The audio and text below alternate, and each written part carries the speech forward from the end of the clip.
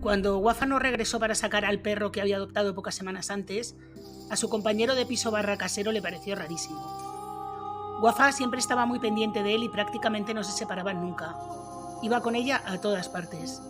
Y si a eso le sumamos que no contestaba el teléfono y no respondía a los mensajes, aquello se volvió todavía más extraño. Sin embargo, aún tendrían que pasar 2 semanas para que su familia denunciara su desaparición.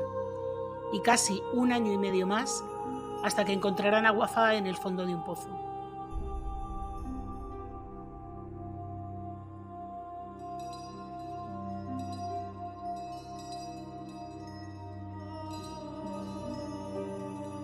Hola a todos, yo soy Julia y hoy os traigo un caso espeluznante que sucedió en la provincia de Valencia en el año 2019 y cuyo autor bien podría haber llegado a considerarse como un auténtico serial killer. Pero tengo que deciros que, una vez más, nuestro caso está sin juzgar, así que todo lo que vamos a decir de él va a ser presunto. A nuestra protagonista le atribuyen no solo haber acabado con Wafa, sino también con Isabel, una joven embarazada de 6 meses cuyo cuerpo fue encontrado 5 meses antes de la desaparición de Wafa. Si quieres saber más, sé bienvenido. Aprovecho para agradeceros que veáis mis vídeos y si os gustan os podéis suscribir, dejarme un like, activar la campanita, comentar, compartir y todas estas cosas que vosotros ya os sabéis. Así que no me enrollo más y vamos con el caso. Nuestro caso comienza el 17 de noviembre de 2019 cuando Wafa se va, una joven española de ascendencia argelina que tenía 19 años, desapareció sin dejar rastro. Wafa llevaba una vida un poco desordenada y bastante alejada de su familia. A su madre la veía como mucho una vez al mes, aunque se llamaban más frecuentemente, y a su padre le veía esporádicamente. Vivía en la localidad de Carcaixent, en casa de un hombre de unos 65 años que le tenía alquilado un sofá-cama. Poco antes de su desaparición había adoptado un perro del que no se separaba nunca y solamente se separaba de él cuando tenía que coger el tren o algún transporte público o cuando trabajaba de camarera, que lo hacía de vez en cuando. Aquel día de noviembre el teléfono de Wafa dejó de dar señal a eso de las 8 de la tarde, probablemente porque se quedó sin batería. Sin embargo, las investigaciones posteriores lograron situarla esa misma tarde entre las 6 y las 8, entre las localidades de Sátiva y la Pobla Llarga. La chica, en teoría, había salido de Carcaixent para ir a ver a una amiga en tren, pero nunca llegó a la cita. Cuando se registraron las llamadas, además de saber dónde se encontraba el móvil, también pudieron ver quién le había llamado y a quién había llamado ella. Y pudieron ver que había llamadas a su amiga y también al hombre con el que compartía vivienda. Pronto este hombre se convirtió en uno de los primeros sospechosos, especialmente porque no denunció. Se limitó a llamar a la amiga de Wafa para ver si podía localizarla, porque no había ido a sacar al perro y el hombre decía que si ella no iba, iba a tener que sacarle él. Entonces la llamó bastante insistentemente, pero Wafa no cogió el teléfono, así que llamó a la amiga para decirle que no estaba en casa y que cuando iba a aparecer, y la amiga le dijo que tampoco había aparecido a la cita que tenían. Y esto a la amiga le preocupó bastante. Así que la amiga se puso en contacto con los padres de Wafa, pero los padres de Wafa, como ella era como era así, un espíritu libre que dejaba de dar señales de vida con frecuencia, no se preocuparon demasiado. Hasta que ya 2 semanas después decidieron denunciar su desaparición.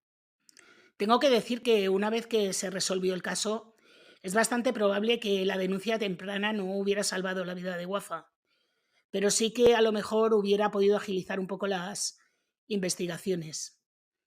La denuncia llegó a la Guardia Civil 12 días después de que Wafa desapareciera y desde un primer momento fue calificada como de alto riesgo.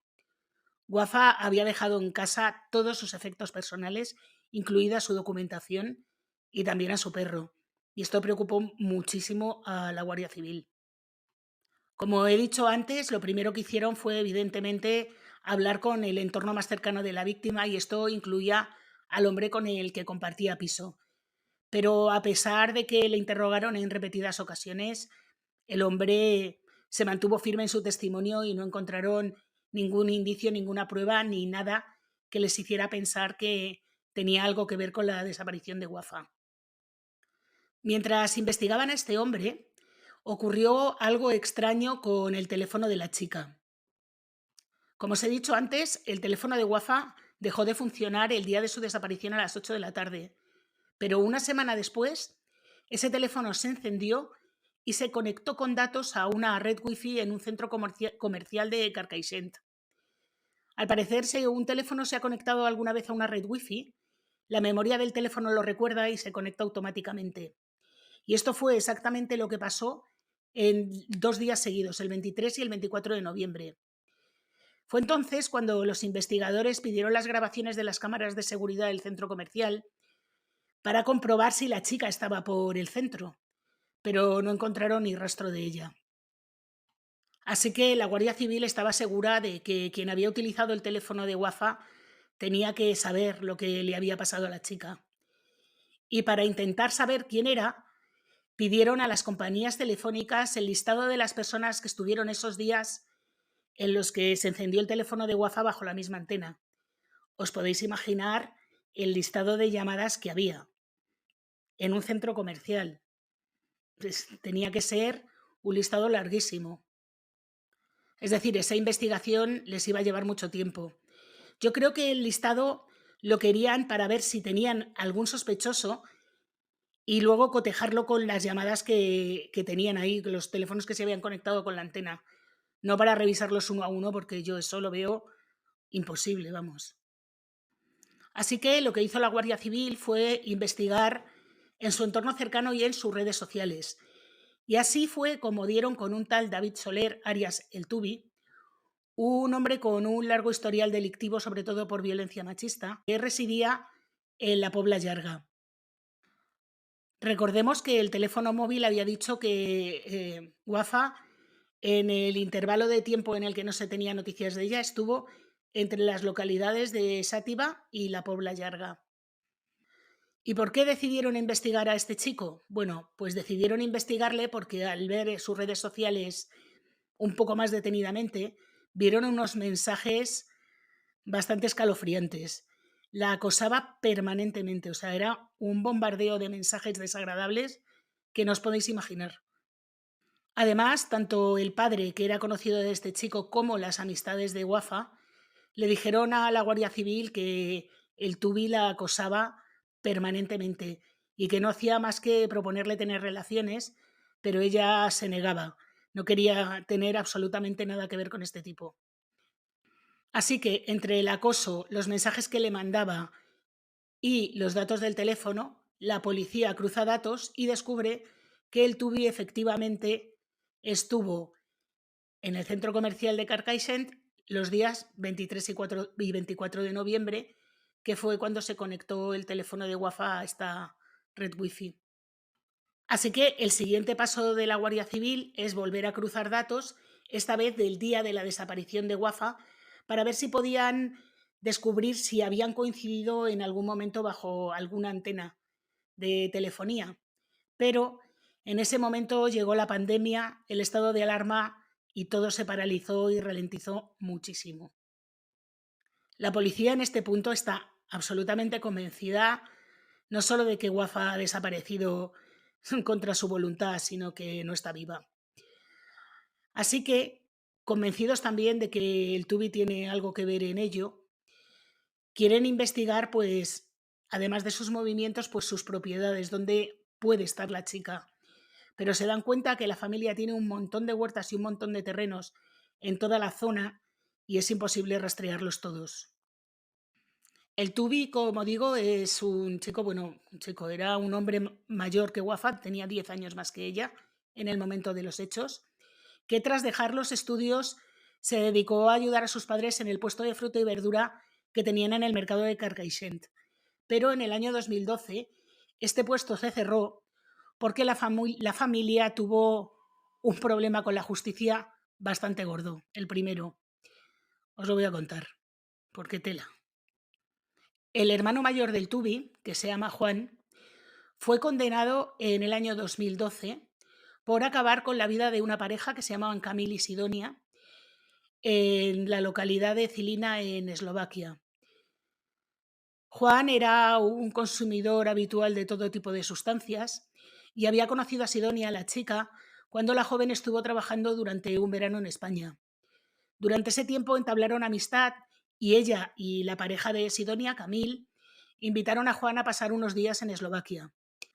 Durante el juicio que se llevó a cabo en Eslovaquia contra Juan, se consideró probado que la noche del 30 al 31 de marzo, frente a la puerta del apartamento de Žilina, donde vivía la pareja, y al que Juan había acudido no para visitarles, sino con la intención de robarles, cogió un cuchillo de cocina de 28 centímetros de hoja, que tela, como debía ser el cuchillo, y agredió con él a Camil 5 veces, pero las 5 veces acertaron en órganos vitales, y luego cogió por el cuello a Sidonia y apretó hasta que dejó de respirar.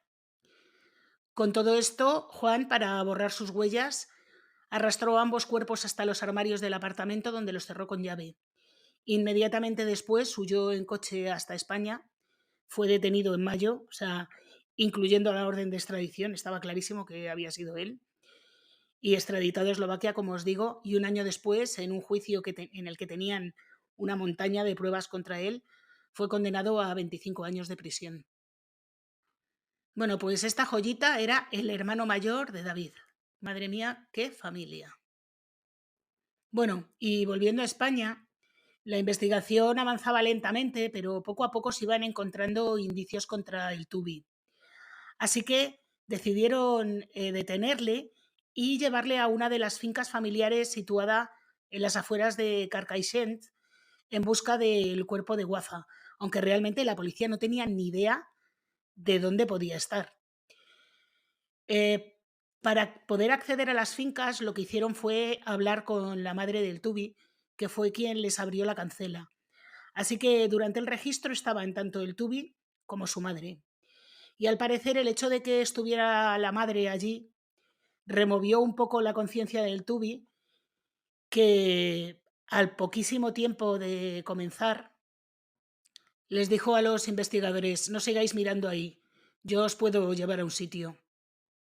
Así que la Guardia Civil decidió trasladar todo el material con el que habían ido a esa finca, que incluía radares, perros, bueno, un montón de cosas. Decidieron trasladarse hasta la finca que les dijo David, el Tubi, que podían encontrar el cuerpo de Wafa.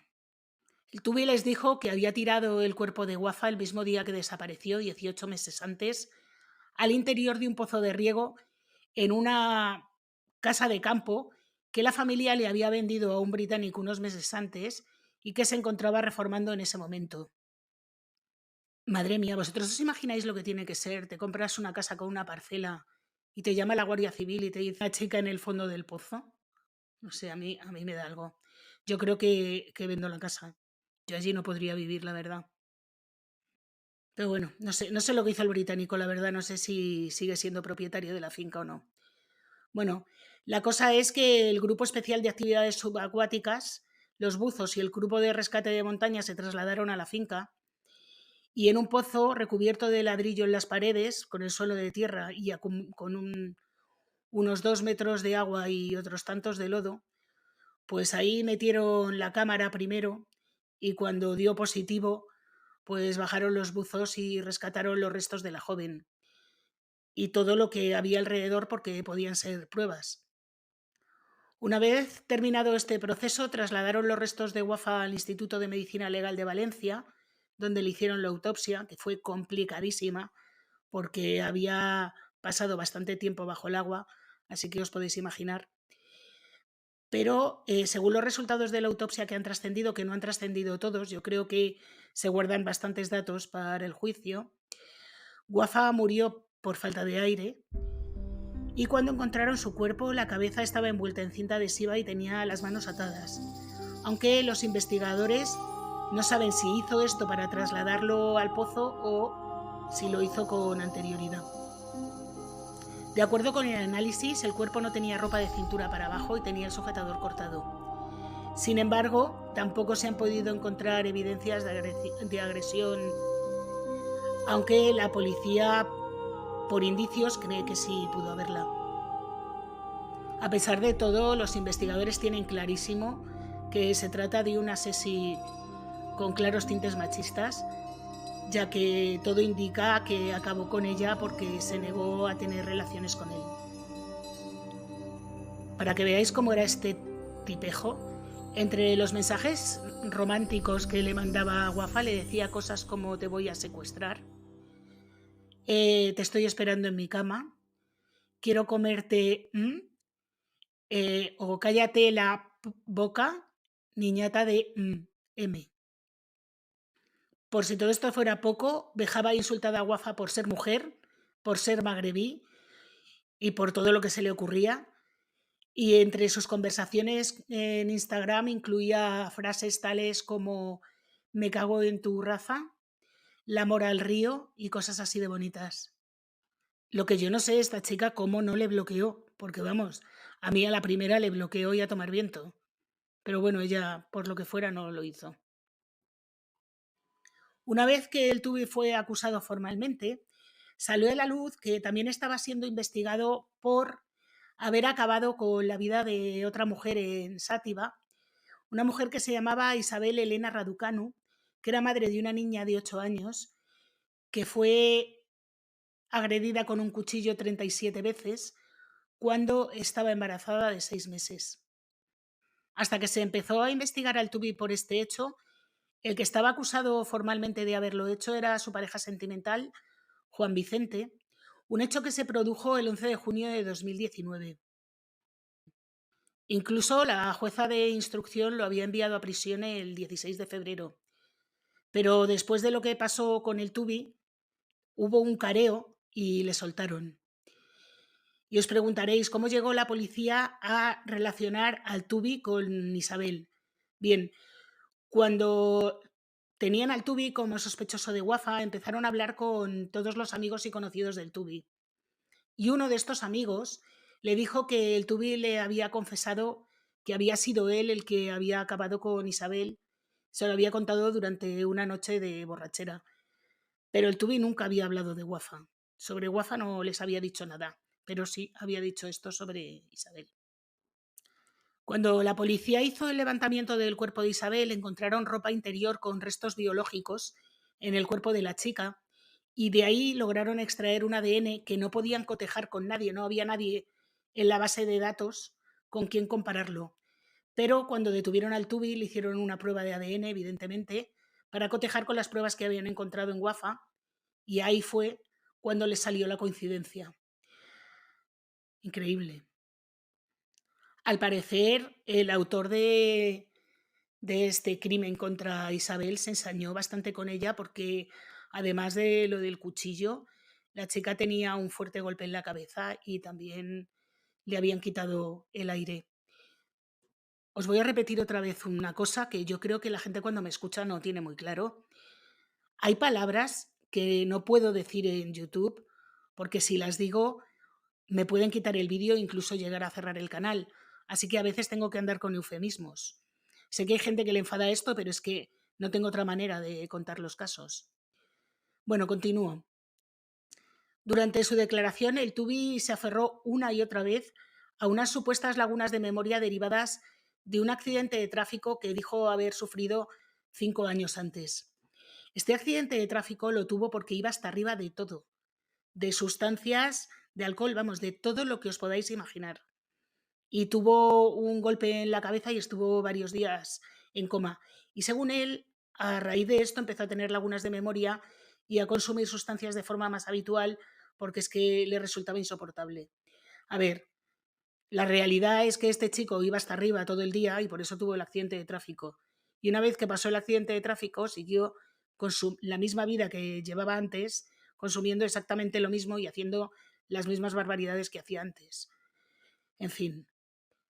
El caso es que, a pesar de que no se acordaba de nada, dijo que el día que pasaron los hechos, el 11 de junio de 2019, que ese día él había estado trabajando, pero tras solicitar la vida laboral se descubrió que en absoluto había estado trabajando.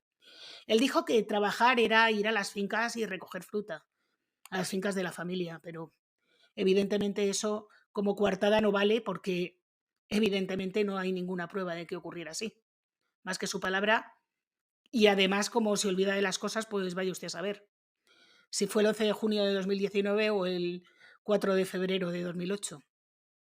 Pero bueno, en cualquier caso, la Guardia Civil y la Policía Judicial tienen pruebas suficientes como para que la jueza, que no ha creído ni una palabra de todo lo que ha dicho el Tubi, decretara ingreso en prisión provisional comunicada y sin fianza por el crimen de Isabela en abril de 2022. Medida que en realidad sirvió de poco porque él ya estaba en prisión por lo de Wafa. Pero bueno, bienvenidas sean por si acaso, más que nada. Pero espera que la cosa no termina ahí. El pasado 16 de julio de este mismo año, el Tubi fue condenado a 3 años y 10 meses de prisión por un delito de quebrantamiento de medida cautelar de alejamiento y otro de lesiones a su expareja, a la que trató de quitar el aire apretándole el cuello. Le absolvió, sin embargo, de los delitos de intento de homicidio que pedían el fiscal y la acusación particular. La audiencia provincial consideró probado que el 27 de septiembre de 2020 el Tubi, tras una discusión, cogió a su expareja del cuello con la mano y la apretó con fuerza, pero ella forcejeó y se pudo soltar. La mujer, añade la sentencia, bebió un poco de agua y se le pasó, y en ese momento comenzó a chillar y entonces fue cuando el Tubi la cogió por detrás y le apretó con tanta fuerza hasta que ella se desmayó. En su defensa, el Tubi aseguró que fueron solo unos segundos. Paré porque no quería hacerle daño. Empezó a pegarme y a gritarme y entonces yo tuve que reducirla. ¿Qué os parece? Que no quería hacerle daño. O sea, tú agarras a alguien por el cuello por detrás hasta que pierde el conocimiento, pero sin intención de hacerle daño. En fin. Como resultado de esta agresión para no hacerle daño, la mujer tuvo que acudir al médico y sufrió lesiones en el tórax, una pierna, el cuello, la boca y estuvo en tratamiento médico bastante tiempo. Pero todo sin intención de hacerle daño. En una de las sesiones del juicio, la madre del Tubi aseguró que tras el accidente que había sufrido en 2015, su hijo se ponía muy nervioso, que no estaba bien y actuaba como si tuviera 10 años. Consumía sustancias, fumaba y se pinchaba en los músculos, esto dijo la madre, y era una bomba de relojería, se ponía rojo y se exaltaba. Y por eso le pidió al juez que estuviera en tratamiento psicológico. Y agregó que había tenido muchos problemas con otras novias porque les hacía la puñeta y al final todas le dejaban. Tuvo problemas con todas las novias que tenía y con todo el mundo al que conocía. E incluso, además de este incidente, otra persona le denunció porque le había quemado el coche. Era la nueva pareja de una de sus exnovias. Vamos, este tío, un figura, ¿eh? Es alucinante. Y bueno, volviendo al tiempo actual, hay que decir que el juicio por Wafa comenzará el 19 de noviembre y se puede prolongar alrededor de 10 días, más o menos. Y está previsto que en el mismo declaren la madre, que se llama Soraya, el padre, que se llama Nabil, y algunos hermanos de la chica. Pero ellos serán los primeros de 48 testigos que van a desfilar por el jurado, todos, en teoría, en nombre de la acusación. Así que os podéis imaginar si tienen pruebas contra él. Y bueno, también digo que en teoría el juicio comenzará el 19 de noviembre porque hasta la fecha desde que lo detuvieron, el Tubi ha tenido 3 abogados diferentes. Al primer abogado que tuvo lo despidió él. El segundo fue una abogada del turno de oficio que después de entrevistarse con él dijo que no le defendía ni de coña, renunció. Y el tercero que tiene es el abogado de oficio más veterano de Valencia, un hombre que ha cumplido ya los 70 años y que estaba jubilado y que volvió al turno de oficio un poco por hacer algo y le ha caído esta perla en suerte. El juicio de Isabel todavía no tiene fecha. A mí este caso me indigna y me sorprende un poco a partes iguales porque no entiendo por qué este caso no es más conocido, porque es un caso horrible que 2 chicas murieran de esa manera, una chica embarazada de 6 meses, es alucinante, la verdad. Y yo creo que en parte se debe a que la desaparición de Wafa se produjo 10 días después que la de Marta Calvo. Marta Calvo, aquella chica a la que nunca se ha encontrado, la de las fiestas blancas. Bien, pues Guafa desapareció 10 días después de que desapareciera Marta Calvo en una localidad que estaba separada a menos de 10 kilómetros de Manuel. Manuel es la localidad donde desapareció Marta Calvo. Por eso la policía también en un principio pensó que ambos casos podían estar conectados, porque Marta Calvo desapareció el 7 de noviembre y Guafa el 17. Pero bueno, al final evidentemente esto no fue así, como todos sabéis. Jorge Ignacio Palma, el organizador de Fiestas Blancas, ya tuvo su juicio y su condena y no tuvieron nada que ver. Pero bueno, en cualquier caso, eso tampoco es disculpa para que el caso no sea más conocido. A mí me sorprende mucho, la verdad, porque es un caso muy fuerte, muy, muy, muy fuerte. Y la verdad es que yo no creo que haya víctimas de primera y de segunda, sobre todo para la policía, aunque a lo mejor para algunos medios de comunicación sí, porque claro, al ser dos chicas, aunque Guafa era española, Isabel era rumana, al ser extranjeras, Isabel dedicarse a la prosti, a lo mejor eso ha hecho que los medios no se centren tanto en ellas. Pero vamos, no sé, es que no lo entiendo. Es como si la vida de ciertas personas valiera menos que la de otras. Porque al final Marta Calvo también se dedicaba a eso, no sé. Era española, pero también se dedicaba a la prosti. No sé. Bueno, el caso es que hasta aquí la historia de hoy, que espero que os haya gustado. A mí cuando la conocí me dejó bastante loca por todo, por la familia. Es que tenga un hermano condenado también por haber acabado con dos personas, es todo como... Bueno, en fin, como digo, que hasta aquí el caso de hoy. Si os ha gustado, por favor, dejadme un like, activar la campanita, comentar, compartir, decirme todo lo que penséis. Si no estáis suscritos, suscribiros. Y bueno, como subo vídeo todos los viernes, hasta la semana que viene.